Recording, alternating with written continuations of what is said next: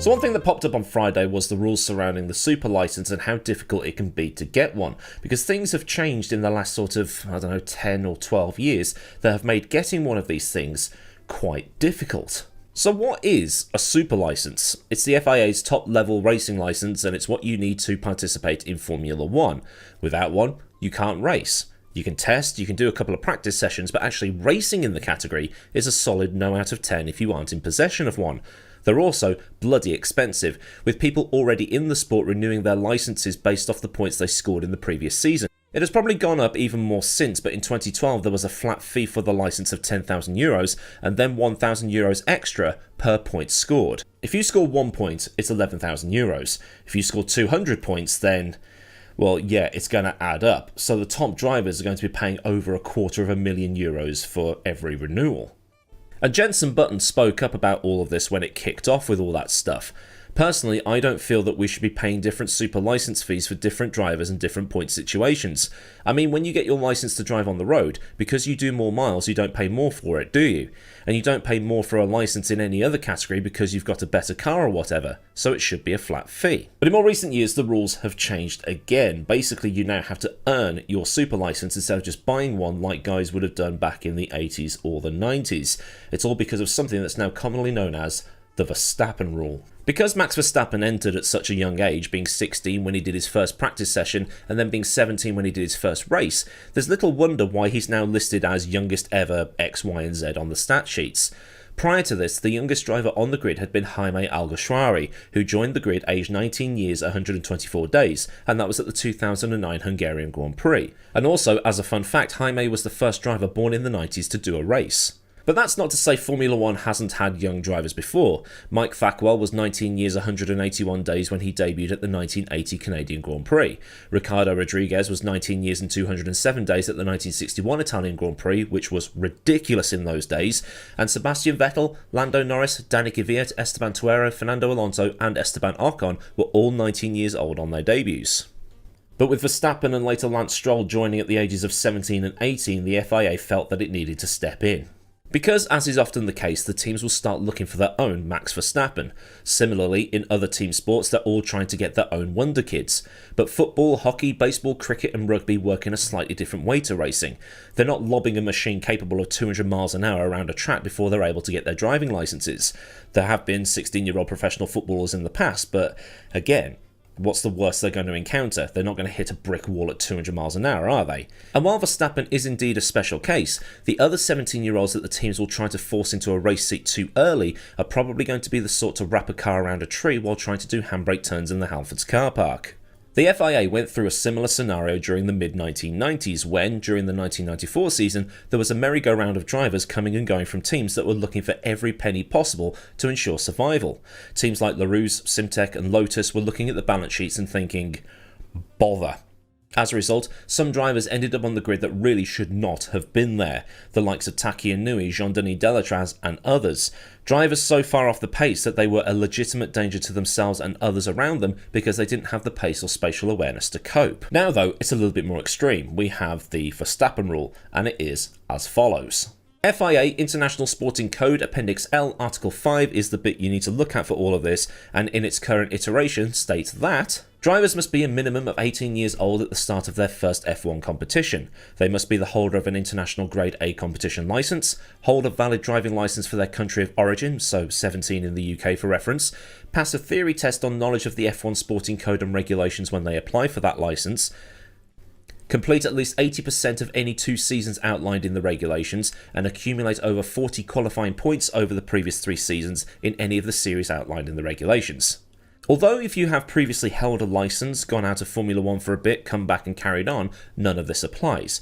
It's why Kubica was able to come back, Alonso after a couple of years away, and if Mick was to get back on the grid, he could. The FIA can grant exceptions on the basis of they've demonstrated they can do this before, if they come back within 3 years, but they have made exceptions for, say, Kubica and so on. The FIA can also grant exceptions for the likes of people like Sebastian Buemi, Kamui Kobayashi, and other ex-F1 drivers who are now in the WEC. I'll screenshot the points table from Wikipedia and put it on your screen for you, so you can pause and have a look at it in your own time. Things work on a sliding scale down from 1st to 10th, but it depends on the series and the level that the FIA deems that series to be. So something like the British Touring Car Championship is going to score you nothing, while the FIA's official feeder series are going to be worth a lot more. At the top we have the FIA Formula 2 Championship, the official feeder series for Formula 1, and underneath we have IndyCar. If you win F2 or IndyCar, congratulations, you can be a Formula 1 driver. In fact, if you come 1st, 2nd or 3rd in Formula 2, you can be an F1 driver. In IndyCar though, it's slightly different. It goes 40, 30, 20, 10, 8, 6, 4, 3, 2, 1, which sounds like it could be an F1 point system. Win the series, you can be an F1 driver. Come 2nd a couple of years in a row, you can be an F1 driver. Subject to getting a seat, obviously. But the other stuff is all on there too. Like I say, you can pause and read at your leisure. The open wheel stuff is paying way more than the closed cockpit series.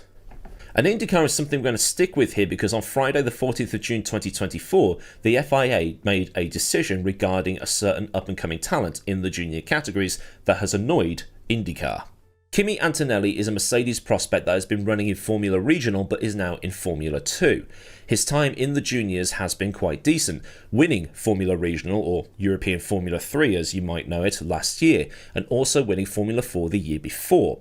Currently, he sits 6th in Formula 2, but because of his success in Formula 4 and Formula 3, well, Formula Regional, he has the sufficient points required to race in Formula 1. The rumour has been in recent months that Antonelli will be moving to Williams within the next few races to replace Logan Sargeant, who has been underperforming versus his teammate Alex Albon this year.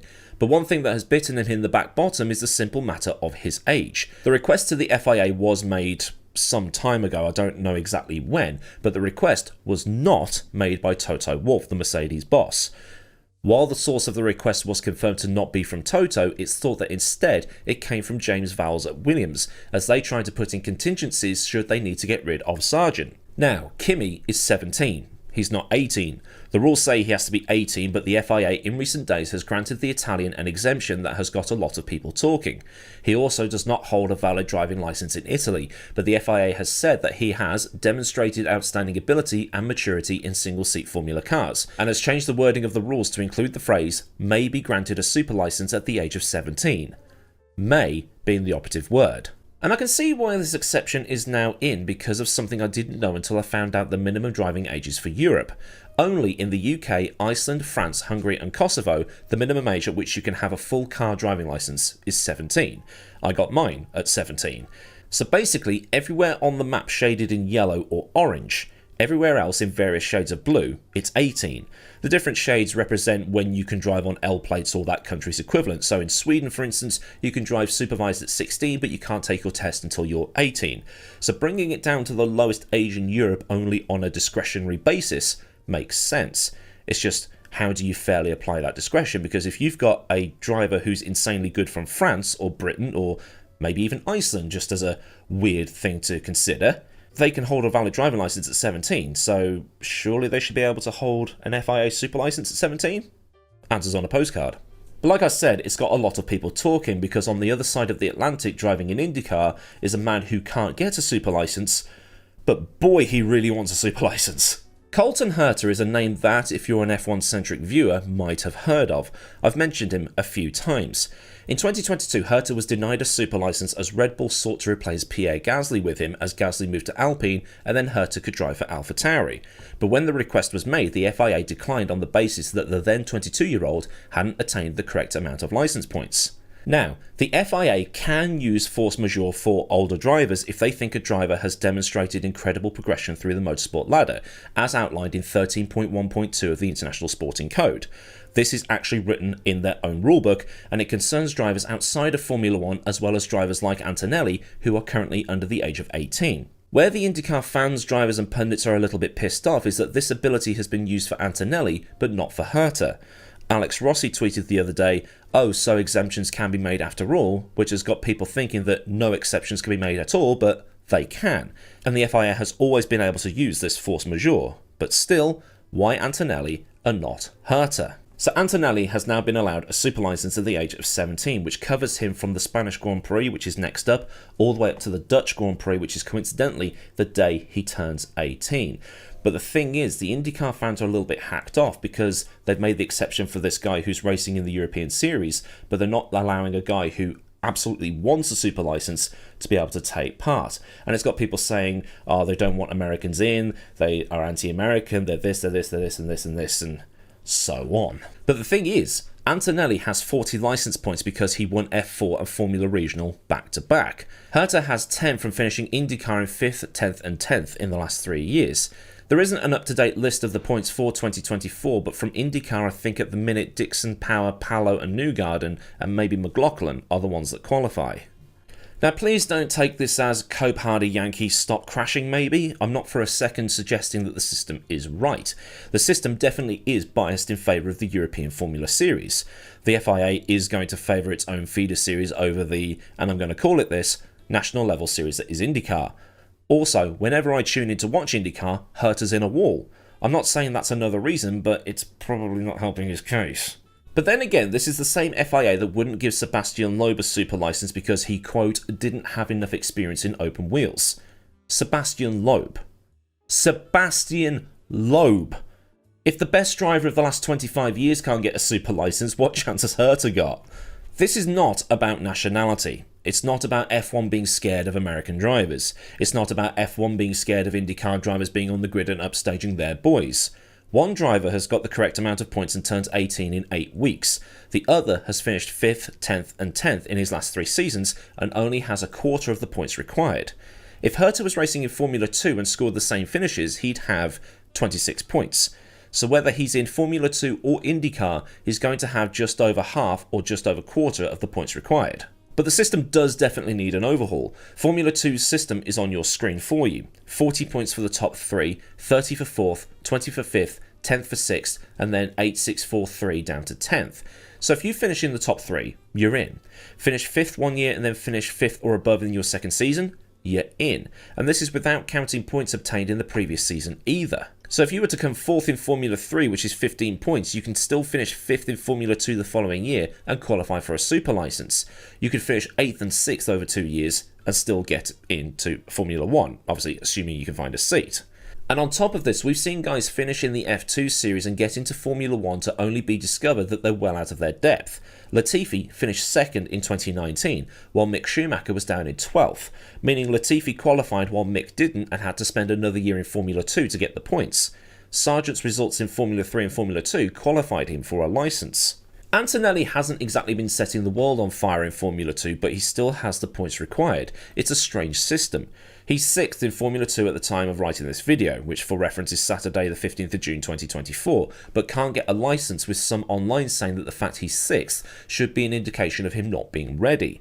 But at the same time, Mick was 12th in his first F2 season and people were saying he needed to be in Formula 1. But I think that's one of those it depends on who it is things. Nostalgia for the Michael in this case.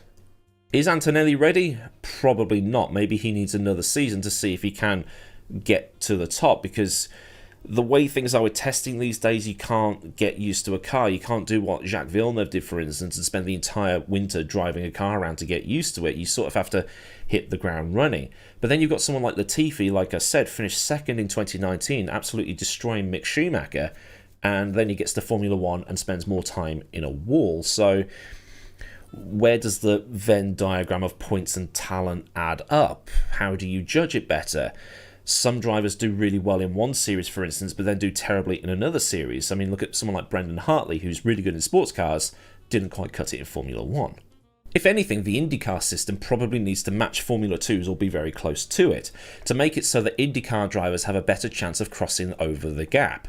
We've seen quite a few European-based drivers go over to IndyCar in recent years, or IndyCar's relative series, such as Jamie Chadwick, Roman Grosjean, Marcus Ericsson, Callum Ilott, which is something I addressed in another opinion video where I asked if both the Indy and F1 feeder series are starting to render each other irrelevant, because a lot of guys out of Formula 2 and so on are going to IndyCar due to the lack of F1 seats, and then that renders NXT useless because the Indy seats are being taken by European-based drivers who can bring in more money. Probably because Formula 2 is many expense. I reckon one of the teams should give Herta a test. I mean, it wouldn't hurt. See where he ranks against some of the other drivers.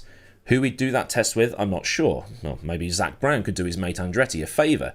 The only issue is the rules regarding that.